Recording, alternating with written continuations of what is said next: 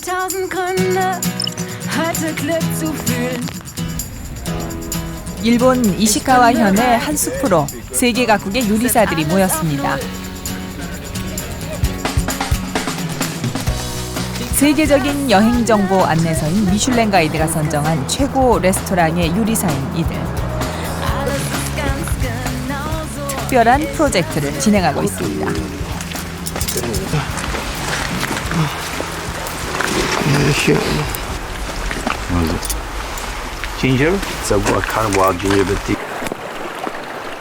전 세계를 돌아다니며 야생에서 재료를 수집해 날 것 그대로 요리하는 쿠길로우 프로젝트입니다.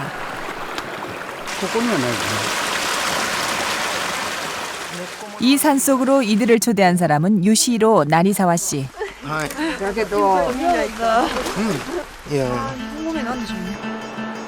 그의 레스토랑은 2009년부터 연속 4년간 세계 각국의 요리사와 평론가, 언론인 등이 뽑은 최고의 레스토랑 50위 안에 선정됐습니다.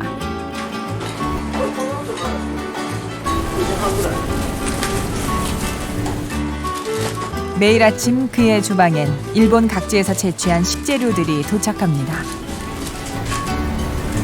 石川県の加賀市ですね。加賀市って白山っていうすごい高い山があるその近くの方ですね。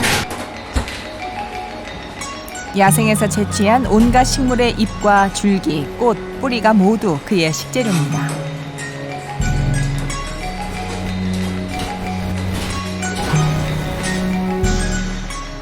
그는 야생식물 본연의 맛과 질감이 살도록 최소한의 조리만을 합니다. 산속에서 얻은 채집 음식은 말 그대로 자연이 키우는 겁니다. 따라서 누군가가 씨를 뿌리는 것이 아니라 자연의 흐름 속에서 만들어진 거죠. 야생에서 자란 재료를 자연 상태에 가장 가깝게 조리하는 것. 그것이 지금 전 세계 인류 요리사와 미식가들을 매료시키고 있는 최고의 요리 비법입니다.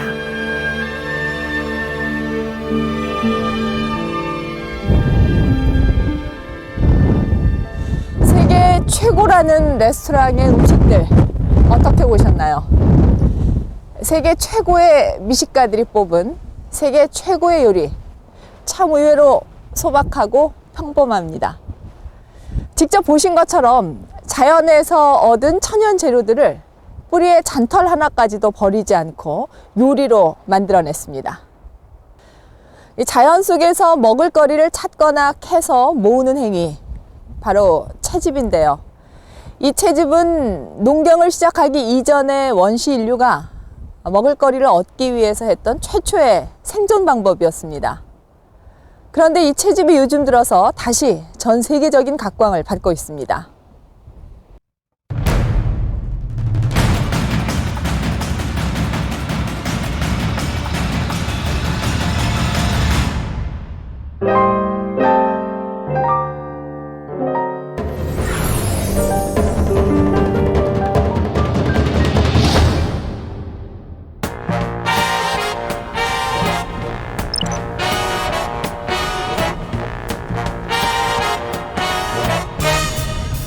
미국 최대의 도시 뉴욕 한복판에 위치한 센트럴 파크.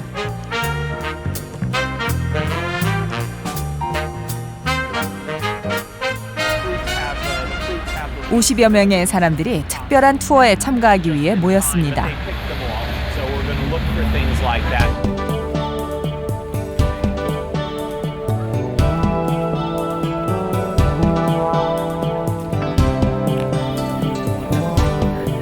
매주 2번씩 전문가와 함께 도심 속 숲에서 자라고 있는 야생 식물들을 찾아보는 채집 투어입니다.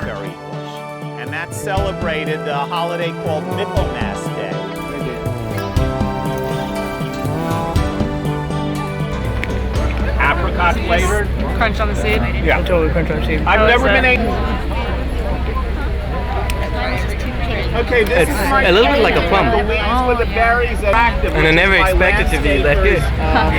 Landscapers loaded my app and has the thorns. 이들은 식물의 생장에 피해가 되지 않는 선에서 재생 가능한 부위만을 골라 채집하거나 떨어진 열매들을 주워 맛봅니다. I walk by that tree all the time, and I never would think that I could eat that berry. Violet's adopted her as her little sister. 참가자들은 늘 지나다니는 도심 한복판 공원에 이토록 다양한 야생식물들이 있다는 사실에 놀랍니다. Did you get this one? Yeah. Things that you would typically walk by and not pay any attention. Now I can see that they can actually be collected and consumed all in the same day. And it's local. And it's free. And it's fun. 열매는 물론 잎과 뿌리 모두 다양한 음식에 이용할 수 있습니다.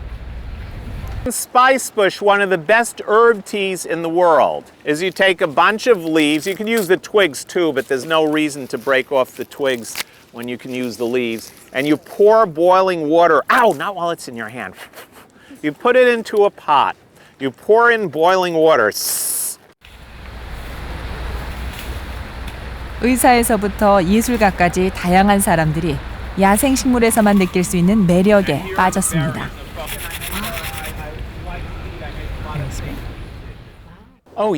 몸에 매우 좋습니다. 인간도 자연과 함께 순환을 하지요. 영양소를 분석해보면 가게에서 파는 것보다 야생 음식의 영양소가 더 많다는 것을 알 수 있을 겁니다. 가게에 가서 당근을 사서 갈면 물이 많이 나오는데 야생 당근을 갈아보면 당근만 있기 때문에 수분은 몇 방울밖에 안 나옵니다. 21세기의 채집은 자신이 사는 땅에서 난 음식을 먹자는 운동에서 시작됐습니다.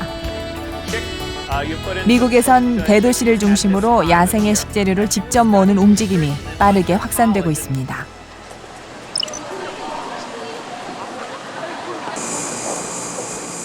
그렇다면 그 땅에서 자란 야생식물은 어떤 성분을 포함하고 있을까요? 식품영양학을 전공하는 최향숙 교수는 산나물의 성분에 대해 연구하고 있습니다. 산채를 증류하면 향을 내는 세포 속 기름의 성분을 추출할 수 있습니다.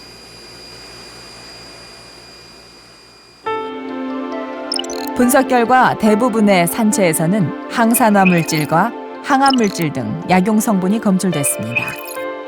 우리나라에 자생하는 고등식물 3,000여 종 가운데 900여 종이 약용식물로 분류됩니다. 이런 약용 성분은 야생식물이 환경에 적응해 살아남기 위해 화학물질을 만들어내는 과정에서 생긴 것으로 추정됩니다. 동물처럼 식물도 생존 경쟁을 하는데 주변의 다른 식물보다 영양분을 빨리 많이 흡수하기 위해 화학작용을 통해 진화합니다. 이를 타감작용이라고 합니다. 보통 이렇게 생명체는 태어나는 순간부터 이렇게 자신을 보호하기 위해서 어떤 물질을 분비하는 게 이제 본능인 것 같아요. 그럼 식물체도 마찬가지로 이제 싹을 틔우면서부터 주위 환경에 적응하고 견뎌내기 위해서 여러 가지 화합물들을 분비하기 시작하는데요. 실적으로 실험을 해보면은 재배된 채소에 비해서 야생 산채류가 훨씬 더 몸에 유효한 성분들이 다량 함유되어져 있습니다. 채집 음식에 대한 관심은 세계적입니다. 요리사들뿐 아니라 일반인들까지 마치 원시인들처럼 야생에서 식재료를 구해 자연 상태로 먹는 조리법에 높은 관심을 보이고 있습니다. 그야말로 수렵 채집인의 귀환입니다.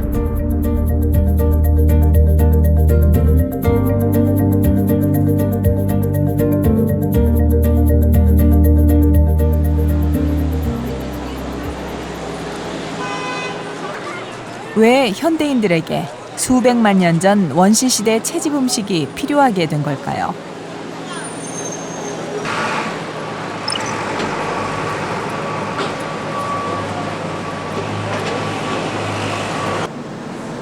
미국 헌터대학교 인류학과의 헤르만 폰처 교수는 인류의 에너지 소비량에 대해 연구하고 있습니다.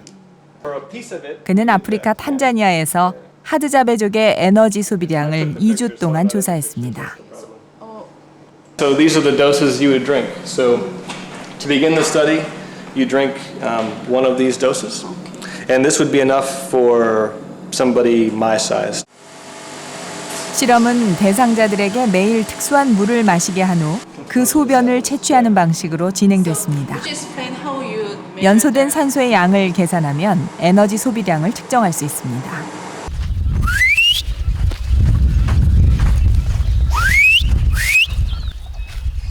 하드자베족의 추장 샤코아.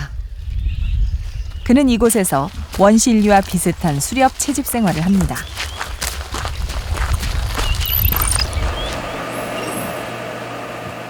미국 뉴욕에 사는 마이클 패트릭. 미혼인 그는 학원 강사로 일하고 있습니다.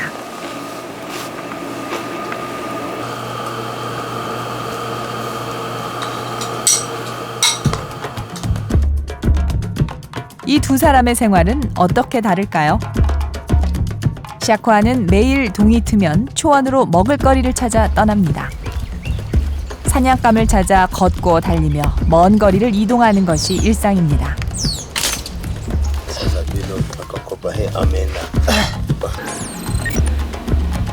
마이클은 아침 8시부터 오후 2시까지 학원에서 수업을 합니다. 종일 강의실에서 수업을 하는 뉴요커 마이클과 초원을 돌아다니며 사냥을 하는 하드자베족 샤코아. 에너지 소비량은 누가 더 많을까요? 헤르만 폰처 교수는 30세부터 75세까지 하드자베족 30명을 대상으로 그들의 소변을 채취해 평균적인 에너지 소비량을 측정했습니다.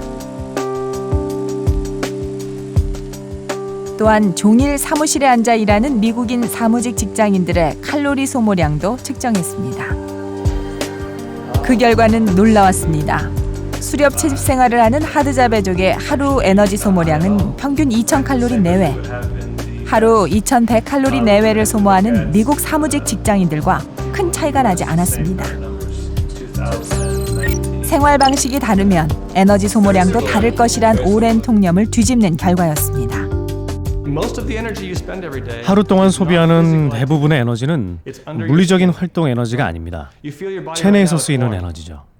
몸을 만지면 따뜻하다고 느끼는데 왜 그럴까요? 몸의 세포들이 일을 하고 있기 때문이에요. 그래서 몸이 따뜻한 거죠. 이렇게 소비되는 에너지가 전체 에너지 소비량의 대부분을 차지합니다. 따라서 우리가 소비하는 에너지의 양은 개개인이 얼마나 신체 활동을 하느냐에 따라 달라지지가 않습니다. 이것은 일반적인 인류의 특징이에요. 이 두 사람이 결정적으로 다른 점은 에너지를 섭취하는 양에 있습니다. 수렵 채집 생활을 하는 하드자베족의 하루 식단은 과일, 열매와 채소, 고기 몇 점으로 일정치 않지만 뉴요커는 하루 3끼의 간식까지 더해 고칼로리의 음식을 다량 섭취합니다. 에너지 소비량은 그다지 변하지 않습니다. 생활 방식이 달라도 말이죠. 즉 일부 사람들이 비만인 이유는 섭취하는 에너지 양이 많기 때문입니다. 비만이 어떤 사람들에게 문제가 되는 이유는 그 사람들이 많이 먹기 때문이에요. 매우 단순한 이유죠.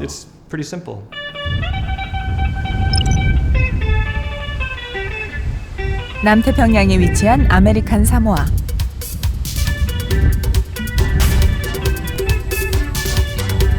인구 6만 명의 작은 섬으로 1900년에 미국령으로 편입된 이곳엔 특이한 점이 있습니다.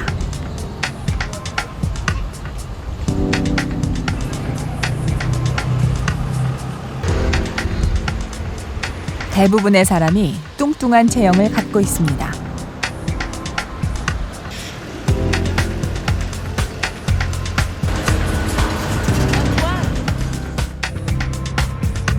이들은 왜 하나같이 비만한 걸까요?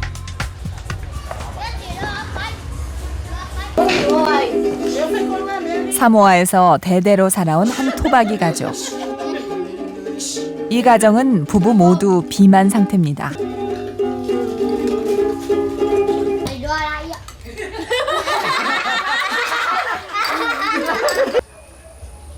저녁 식사를 준비하는 오피사 씨. 주 메뉴는 고기와 소시지입니다. They like it because this is a nice food. Yeah, taste good, smell good. Mom, you see more, come on. Some more? Yeah, take it. Yeah. 사모아의 아이들은 어렸을 땐 대부분 마른 체형이지만 커가면서 점점 비만해집니다. 식습관 때문입니다. Kapihi. Malaya. Malaya. Samoan people, they like salt food. Salty. Yeah. And Oil food with Samoan people like. 비만은 이들의 삶을 바꿔놓았습니다. 오피사 씨는 2006년부터 당뇨로 투병 중입니다. 하루 3번 식후엔 인슐린을 먹고 있습니다. 식생활은 바꾸지 못한 채 약에만 의존하고 있는 상황입니다.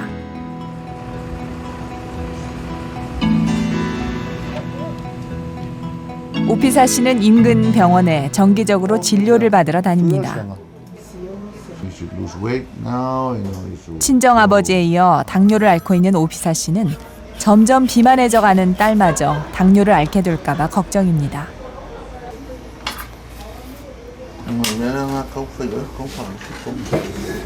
Remember I said earlier, diabetes is familial. You pass from one generation to another through the gene. Even though because you're young right now, but imagine, I'm pretty sure later in life you're going to develop diabetes because you have a strong family history from your mother.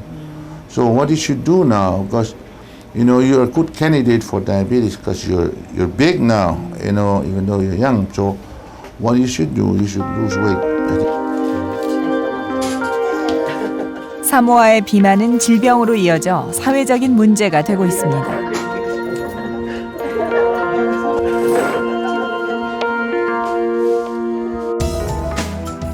세계보건기구의 보고서에 따르면 사모아 국민의 약 94%가 과체중 상태입니다.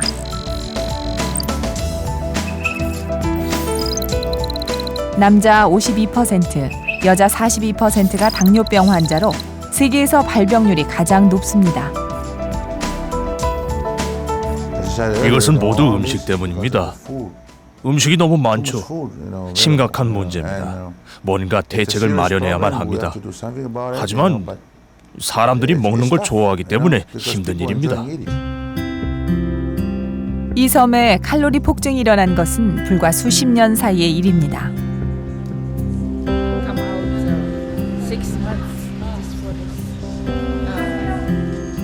사모아 원주민들의 주식은 원래 바나나, 코코넛 같은 천연 열매와 단백질이 풍부한 생선이었습니다. I'm okay. No blood pressure, no high blood pressure, no more. I'm be careful for the food, but over here got plenty food. 지금 사모아 사람들의 식탁을 점령한 것은 패스트푸드와 육류입니다.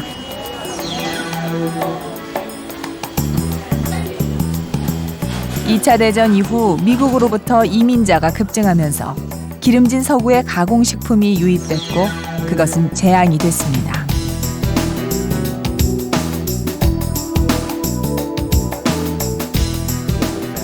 패스트푸드 체인점이 들어서고 고기와 유제품들이 들어오자 사모아 사람들은 그 음식에 중독됐습니다.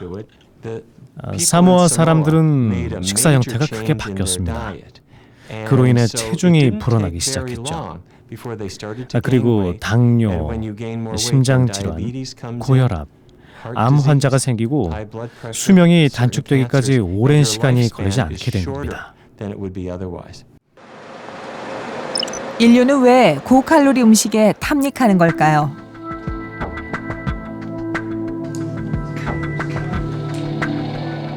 뇌과학을 통해 그 이유를 풀어볼 수 있습니다.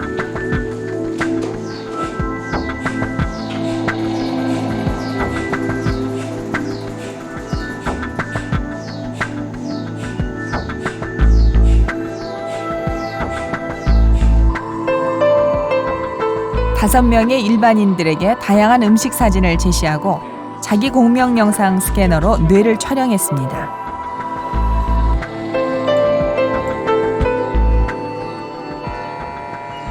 신경세포는 에너지와 산소를 소모하면서 활동하는데 그 변화를 관찰하면 고칼로리 음식을 제시했을 때 뇌의 어떤 부위가 반응하는지를 알 수 있습니다. 어떤 거 봤을 때 가장 좀 먹고 싶고 배고프다 느껴지시나요? 고기. 햄버거랑 삼겹살이랑요. 치킨이랑 초콜릿이. 딸기 케이크랑 족발이랑 오이요. 구운 고기가 제일 인상적이었던 것 같아요. 치킨도 있었지만. 실험 결과 뇌는 고칼로리 음식을 봤을 때 더 넓은 영역에 걸쳐서 반응을 보였습니다. 이 중 저칼로리 음식에 반응한 부위를 제외하자 보상을 담당하는 곳과 감정에 관여하는 영역에 특히 강한 자극을 받는 걸 확인할 수 있습니다. 인류의 유전자는 어떤 그 음식을 찾아서 그 하루에 그 자기가 어떤 음식을 얻기 위해서는 상당히 많은 거리를 이동을 해야지 그 얻을 수 있고, 그러한 열악한 환경 속에서 생존하기 위해서 주로 음식 중에서도 고칼로리의 음식에 훨씬 더 보상적인 뇌 구조를 갖게 됐다는 거죠. 채집과 수렵 생활 당시 먹을거리가 부족했던 인류는 적게 먹고도 오래 살아남는 방향으로 진화해 왔습니다.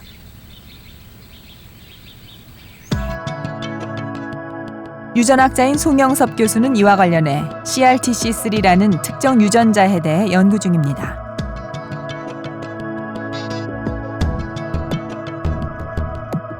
유전자 조작을 통해 이 유전자를 제거한 쥐와 일반 쥐에 똑같이 고지방식을 먹이자 일반 쥐는 30g이던 몸무게가 9g 이상 늘어났습니다.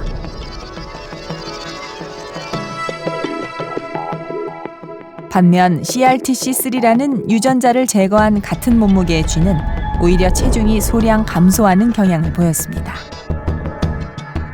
연구진은 이 유전자가 지방의 분해를 억제하는 역할을 한다고 추정하고 있습니다. CRTC3는 원래는 이제 휴먼 지놈 시퀀싱을 통해서 이제 이런 유전자가 있을 거다라고 생각을 하고 있었고, 그렇지만 이제 기능을 모르고 있는 상태였는데요. 저희가 이제 연구를 통해서 알게 된 것은 CRTC3가 하는 역할은 지방의 분해랑 연소를 억제해서 에너지를 저장하는 쪽으로 진화해온 전략 유전자, 그리고 아니면 저축 유전자라고 지금 생각하고 있습니다. 절약 유전자의 역할은 두 쥐 그룹의 지방 조직을 통해서도 확인할 수 있습니다. 지방엔 복부와 둔부에 저장되는 백색 지방과 이 백색 지방을 연소시켜 체온 유지를 하는 갈색 지방이 있는데, 절약 유전자를 제거한 쥐는 갈색 지방이 2배 이상 많았습니다. 과거 식량이 많이 부족했을 때는 에너지 섭취를 하고, 그 에너지 섭취를 통해서 에너지를 저장하고, 또 필요할 때는 그 저장된 에너지를 아주 필요한 만큼만 사용하는 그 전략 유전자로서 CRTC3라는 유전자가 발전되어 왔는데, 그 CRTC 유전자는 현세에도 존재하고 있는데 최근 들어서 갑자기 식량이 풍부해지고 따라서 에너지 섭취가 증가함에 따라서 CRTC 유전자가 여전히 지방을 축적하고 따라서 비만을 유도하고 당뇨와 같은 성인병을 유발한다는 그런 연구 결과입니다. 연구자들은 이 절약 유전자가 수렵 채집 사회에서 기근이 들었을 때를 대비한 것이라고 추정하고 있습니다. 식량이 부족할 때 지방의 대사를 느리게 해 굶주림으로 인한 사망률을 낮추려는 유전적 전략입니다.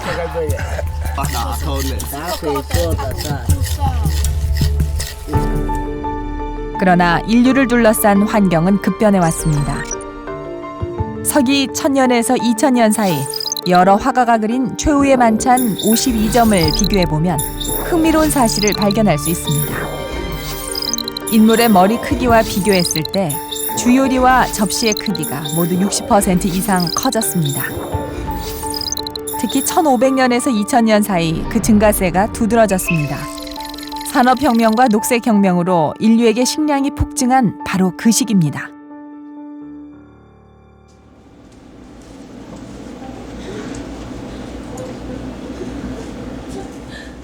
적게 먹고 덜 쓰도록 진화해온 우리의 몸은 풍요로운 현대 문명과 심한 충돌을 겪고 있습니다.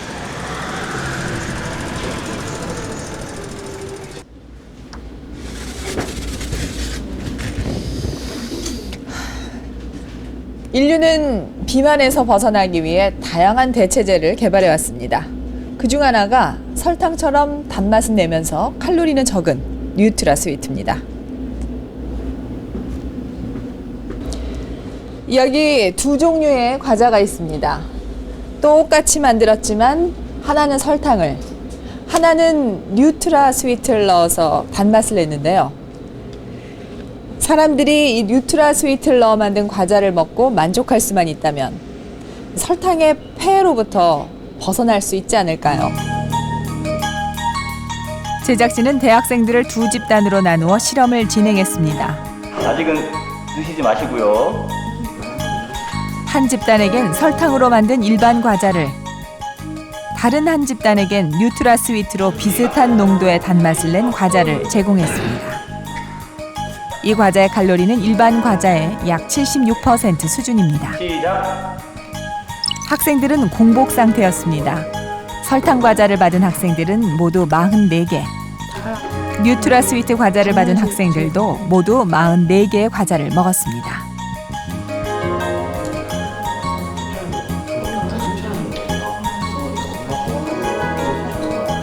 너무 단데 너무 눅눅해. 단맛만 나고 별로 맛은 없다. 그래서 물이랑 같이 먹어야 돼서 배가 빨리 차는 것 같아. 제작진은 학생들을 약 1시간가량 산책하게 했습니다. 내가 키워도 깨달았다. 너 택시 타고 왔잖아. 그리고 다시 각 집단에게 같은 종류의 일반 설탕 과자를 제공했습니다. 2차 시식의 호응도는 큰 차이를 보였습니다. 양껏 먹게 하자 처음 설탕 과자를 받은 학생 집단은 총 6개만을 먹은 반면 뉴트라 스위트 과자를 받은 학생들은 무려 18개를 먹었습니다. 그 결과 최종적으로 섭취한 칼로리는 뉴트라 스위트 과자를 먹은 집단이 설탕 과자를 먹은 집단보다 높았습니다.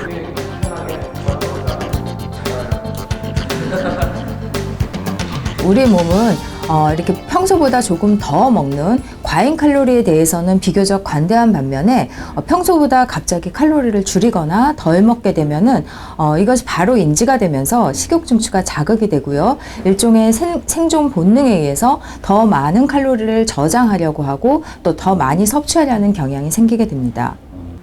우리 유전자는 뭐 지금 우리가 현대 생활을 하게끔 우리를 도와주고 있는 유전자는 사실 별로 없어요. 우리는 아직도 그리 머지않은 옛날에 남자들은 대충 벗고 뛰어다니면서 사냥했고요. 여성들은 집 주변에서 채소나 뭐 이런 것들을 모으고 하던 수렵 채집 생활에 걸맞은 그런 유전자 구도를 갖고 있는데 우리 스스로 우리 주변 환경을 굉장히 능동적으로 고쳐놓고 지금 우리가 거기에 끼워 맞추고 살고 있는 거죠. 그래서 그 괴리에서 벌어지는 일들이 굉장히 많은 셈이에요. 인간이 음식을 쉽게 구할 수 있게 된 지는 불과 200여 년밖엔 되질 않았습니다.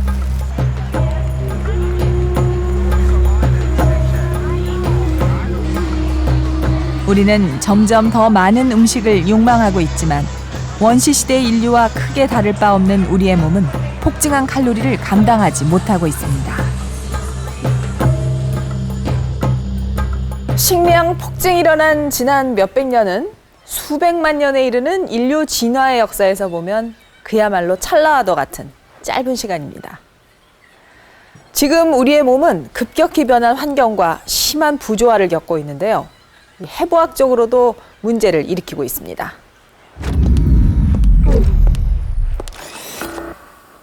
지금 여기에는 인류의 오랜 조상들이 있습니다.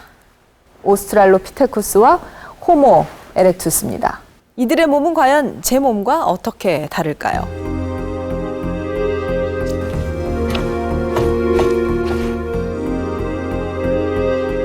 오스트랄로피테쿠스는 장이 커서 구부정한 자세를 취하고 있었고 큰 턱과 평평한 이빨, 작은 머리를 가지고 있었습니다. 호모 에렉투스는 어떤가요?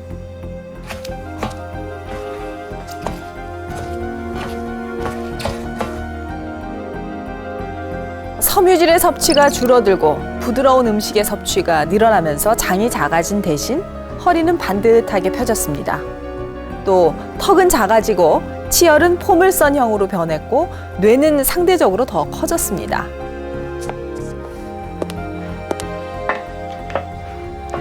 자, 그렇다면 현대인인 저는 어떨까요?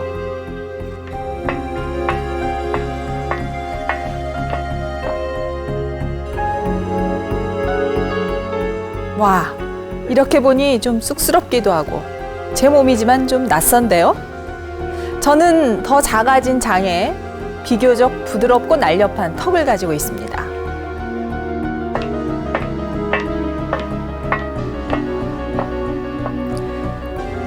인류는 진화할수록 이 턱과 치열이 작아지고 있다는 것을 볼 수 있는데요. 이로 인한 부작용도 생겨나고 있습니다. 크게 해보세요. 안 다물어봐요. 올해 10살의 이 어린이는 치아 발달에 문제가 생겨 진료를 받고 있습니다. 다물어보세요. 이 정중사 잘 맞고요. 오른쪽 윗 어금니가 이 두 번째 작은 어금니가 보이질 않고 있습니다.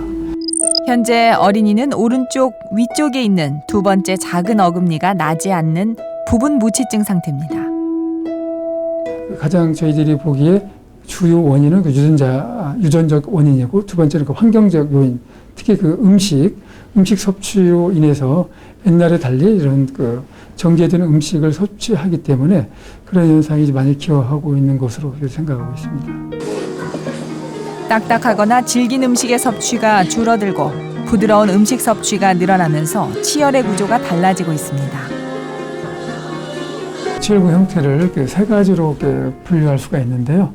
화면에서 보시는 것처럼 이런 계란형 형태가 있고요. 이런 그 사각형 형태가 있고 같이 뾰족형 형태가 있습니다. 그래서 예전에는 10년 전에 보면은 이런 한국이 이제 사각형 형태가 많았는데 최근에 이런 뾰족형 형태로 이런 퍼센티지가 더 증가하는 것을 볼 수가 있었습니다.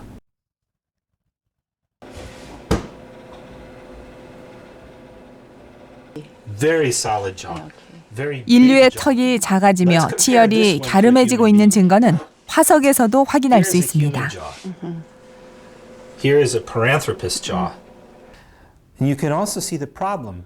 여기서 문제점을 볼 수 있습니다. 바로 사랑니죠. 오늘날 현대인한테는 굉장히 흔한 거죠. 왜냐하면 턱에 충분한 공간이 없기 때문입니다. 이것은 이전 인류의 턱입니다. 먼저 충치가 없고 치아가 훨씬 많이 달았죠. 그리고 모든 치아가 자리할 충분한 공간이 있습니다. 이렇게 비교해보면 같은 턱이지만 이전 인류가 훨씬 더 긴 턱을 갖고 있다는 걸 볼 수 있습니다. 질긴 풀을 먹던 오스트랄로피테쿠스에서 불에 익힌 고기와 곡물을 먹는 호모 사피엔스로 진화하면서 작아진 치열과 턱 때문에 현대인에게선 부분 무치증과 부정교합 같은 문제가 발생하고 있습니다.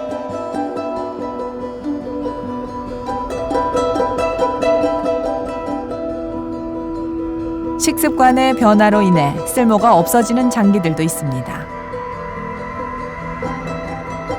맹장의 한쪽 끝에 달려있는 충양돌기는 초기 진화 과정에서 영양가가 낮은 식물성 먹이를 분해하던 기관이었지만 섬유질의 섭취가 줄어들면서 때때로 염증을 일으키기만 하는 문제의 기관이 됐습니다. 섬유소를 소화하던 대장 역시 곡물과 육류 중심으로 식습관이 바뀌자 쓸모 없어지게 되면서 암이 빈번하게 발생하고 있습니다.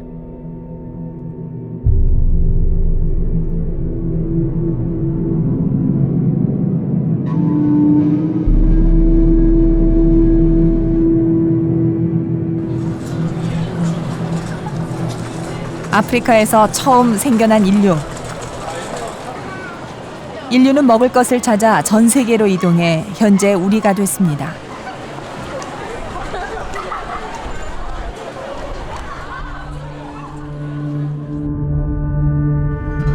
달라진 환경에서도 인류가 살아남을 수 있었던 건 우리가 처한 환경과 먹을거리에 따라 진화해온 유전자의 역할이 컸습니다. 그렇다면 우리의 유전자는 궁극적으로 무엇을 위해 진화해왔던 걸까요?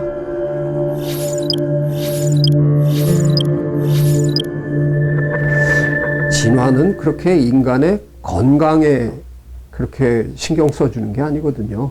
인간을 어떻게 건강하고 행복하게 오래 살게 해줄까, 이거를 진화가 고민해 주는 게 아니라, 진화는 오로지 관심 있는 건 어떤 성향을 가진 개체가 더 많은 자식을 낳아서 다음 세대에 기여하느냐, 이것만 진화가 관심이 있는 거거든요. 그래서 진화로 인해서 벌어질 수 있는 건 번식에 이르는 과정까지가 중요한 거지, 번식을 다 마치고 길게 사는 나머지 인생에서 뭘 어떻게 하느냐는 진화하고는 그렇게 큰 진화에 그렇게 큰 영향을 미칠 수가 없어요.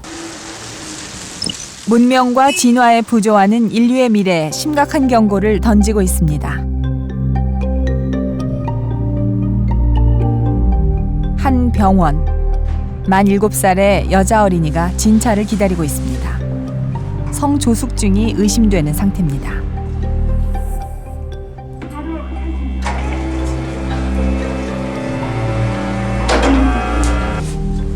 (133cm의) 키에 41kg으로 과체중 상태인 아이.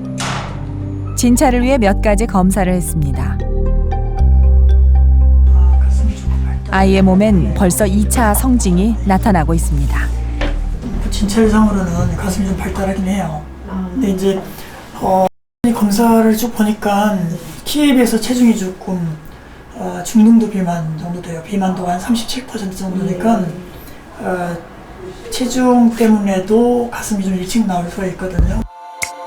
성조숙증은 만 8살 이전의 여자 어린이에게서 유방이 발육되는 등 2차 성징이 나타나는 현상을 말합니다. 연구에 따르면 우리나라에선 최근 6년 사이 성조숙증 어린이가 19배나 급증했습니다. 근데 대개는 이제 빠른 아이들은 점차 빨라지는 속도가 있기 때문에, 그래서 앞으로 이제 3개월, 6개월 지켜보면서 얘는 아직 성조숙증 될 가능성이 있어요. 예, 체중 빨리 조절하고 그다음에 이제 사춘기 진행을 좀 봐야 됩니다. 전문가들은 비만이 주 원인일 것이라고 추측합니다. 어떻게 아기가 뭘 좋아하나요? 뭘 많이? 밥도 좋아하고요. 뭐 보통 아이들이 좋아하는 뭐 치킨, 피자, 밥 종류, 그런 인스턴트 음식들을 굉장히 많이 좋아하고요. 양도 굉장히 많이 먹고요.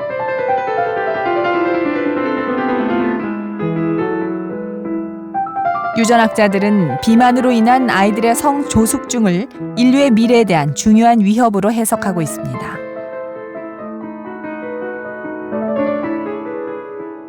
아무래도 비만하면 성호르몬이 많이 분비되고, 특별히 그 여성 호르몬이 비만 세포에서 많이 만들어지고, 이론적으로 일찍 배란이 시작되면 폐경도 빨리 온다고 봐야죠. 한정된 숫자를 배란하기 때문에 일찍 배란하게 되면 일찍 폐경합니다. 먹을거리가 풍족한 환경에선 다른 개체들도 번식이 왕성합니다. 진화론에 따르면 번식 경쟁에서 이기려는 우리 몸의 유전자는 출산을 앞당겨 자신을 일찍 복제하려는 경향을 가집니다.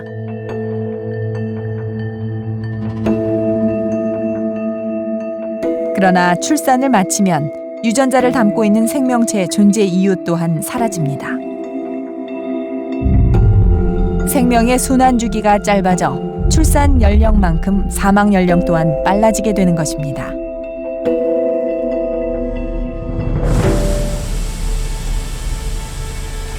진화를 이루는 유전자의 관심은 오직 자손을 퍼뜨리는 데에만 맞춰져 있습니다. 인간은 농경과 산업화를 통해 식량 문제를 해결해 왔습니다.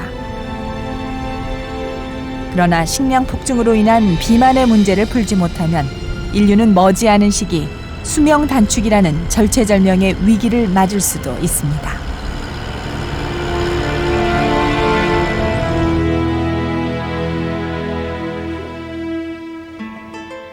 인간의 유전자는 이 침팬지와 약 99.7% 일치합니다. 진화의 역사에서 보자면 인류는 침팬지와 크게 다를 바가 없는 거죠. 우리는 수백만 년 전의 몸을 가지고 불과 1만 년 사이의 급변한 문명 속에서 살고 있습니다. 갑자기 닥친 풍요를 감당하지 못하는 몸은 곳곳에서 이미 문제를 일으키고 있고 그 부조화는 이미 한계에 이르렀습니다. 살아남기 위해 인류는 문명과 진화의 서로 다른 보폭을 맞춰가야 합니다.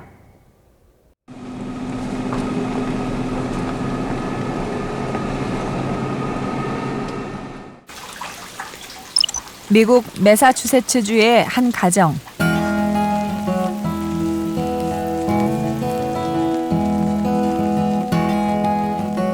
주부 주디 씨는 저녁 준비를 하기 위해 먼저 인근 텃밭에 나섭니다. 직접 씨를 뿌린 작물은 물론 들에서 채집한 온갖 식물들이 저녁 식탁에 오를 재료가 됩니다.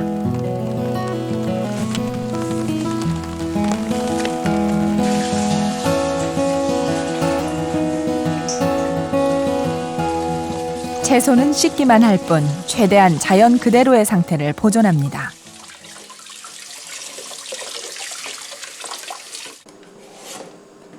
껍질은 물론 뿌리의 잔털 하나까지도 버리지 않고 먹는 것이 주디 씨의 원칙입니다.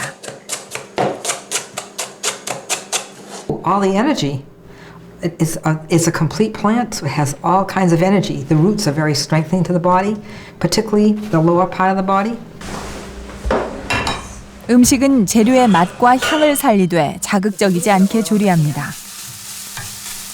암을 앓고 있던 주디 씨와 이유를 알 수 없는 통증에 시달리던 남편은 고대인의 생활에서 착안한 이 채집 요리 식단으로 건강을 회복했습니다. 화학요법을 받은 후 몸에 관절염 같은 통증이 생기기 시작했고 움직이는 것 자체가 고통스러웠습니다. 하지만 그게 없어지기 시작했고 결국 완전히 사라졌죠. 아내 주디와 함께 채집 요리 식단으로 바꾸기 전까지 8년간 약을 복용했어요. 근데 식단을 바꾼 지 2주 만에 아내의 상태가 호전되는 걸 보고 약을 끊기로 결심한 다음 실행에 옮겼습니다. 그리고 한 달이 지나자 약과 통증에서 완전히 벗어날 수 있었죠. 이젠 아무 문제 없이 팔을 움직일 수가 있어요. 오래전 고대인들의 식단에서 힌트를 얻은 밥상이 이들에게 새로운 인생을 열어줬습니다. 미국에선 원시시대 식단으로 질병을 퇴치하려는 움직임이 성인병 환자들과 암 환자들을 중심으로 꾸준하게 호응을 얻고 있습니다.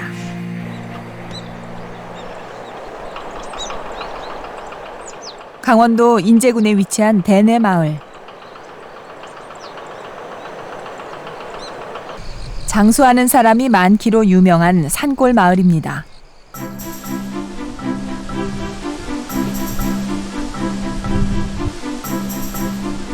이 마을 최고령인 마용붕 할아버지는 94세인 지금도 자전거를 타고 다닙니다.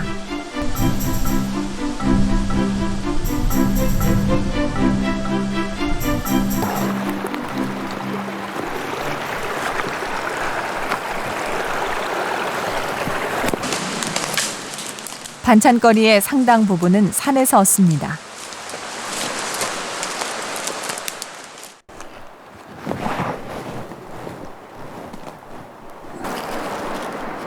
마을 뒷산에선 철마다 버섯과 나물이 돋습니다. 쌀이버섯. 참나무 낙엽이 삭은 곳에서 자라는 쌀이버섯은 반찬이나 찌개, 무엇에도 어울립니다. 저녁에 된장 끓여 먹으면 되겠네. 아, 이거 된장국이 너무나 좋지요. 맛이 어떤데요? 네. 버섯 아이 좋지요, 이게. 쫀득쫀득한 게. 산 곳곳에 있는 야생식물들은 그 자체가 먹을거리이자 약재입니다. 호랑이의 발바닥을 닮아 호장초라고도 불리우는 천남성의 알뿌리는 두루두루 유용한 약재였습니다. 봐서 칼을 해서 소유에다 넣으면 그래서 그렇지 그 칼을 해서 그 속에 넣으면 그게 이제 저 굳어지면서 그걸 밭에 가지고 먹으면 이 어디 가 넘어지든지 다치든지 하면 그러대 보면. 할아버지는 평생 산과 들을 오가며 먹을거리를 구해왔습니다.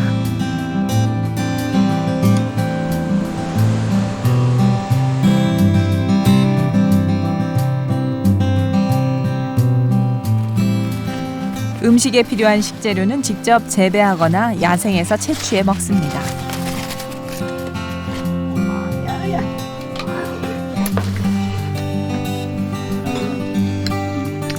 나물과 김치, 제철 채소로 차린 소박한 밥상.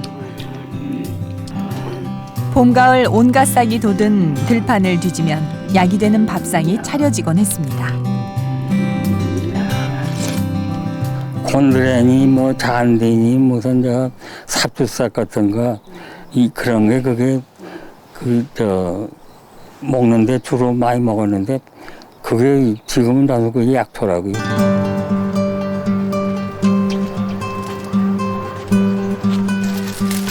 이 산골 마을에 폭증한 식량과 그에 맞춰 진화하지 못한 인간의 몸이 만들어내는 불협화음은 없습니다.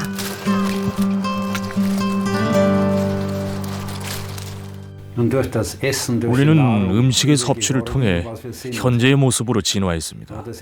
하지만 음식은 또한 큰 문제를 야기하기도 합니다. 현재도 그렇고 미래도 그럴 겁니다. 우리는 지금까지 했던 것보다 더 무엇을 얼마나 먹는지 주의 깊게 살펴봐야 합니다. 그것이 미래를 향한 커다란 시험대가 될 겁니다.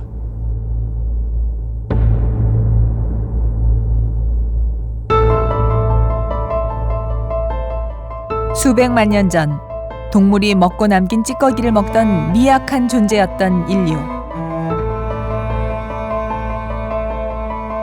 도구와 불의 사용은 사냥과 육식을 가능하게 했고 마침내 인류는 사냥꾼을 넘어 씨를 뿌리고 경작하는 식량의 지배자가 됐습니다. 인류는 기아와 멸종의 위기마다 음식 섭취에 따른 유전적 선택으로 고비를 넘겨 진화해 왔습니다. 우리는 음식이라는 생존의 필수 조건을 통해 인류의 여정을 탐구했습니다. 그 여정의 끝에 있는 인류의 미래는 지금 우리의 선택에 달려 있습니다.